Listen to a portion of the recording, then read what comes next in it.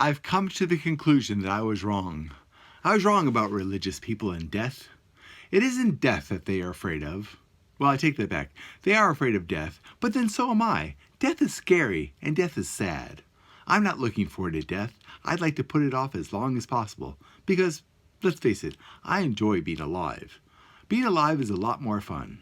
But what religious people are afraid of is what happens to them after they die. Now that's something that I've never had to worry about, because when I die, I die. I turn off. I cease to exist. I go back to that place I was before I was conceived. I just end.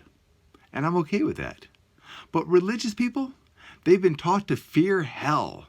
They've been taught to fear the fire and brimstone, the gnashing of teeth, the eternity of suffering. That's very scary.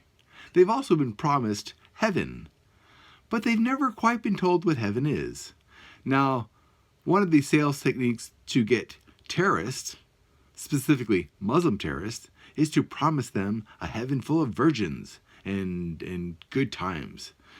Imagine their disappointment if they were to get to heaven and find out that it's not that way. That's often a joke. Here's a joke. Muslim terrorists die.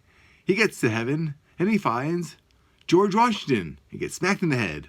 And then he finds Thomas Jefferson. He gets smacked in the head. And he gets this long list of other people. And he gets smacked in the head. And he's like, what the hell? I was promised 17 virgins, or how many virgins, when I got to heaven. And George Washington says, virgins, no. You get Virginians. I know, I'm no comedian.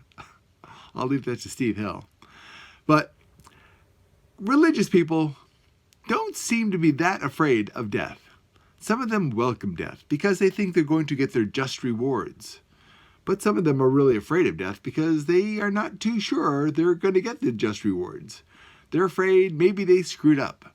Maybe they didn't believe hard enough. Maybe they let the idea that there wasn't a God creep in just enough to piss off their God.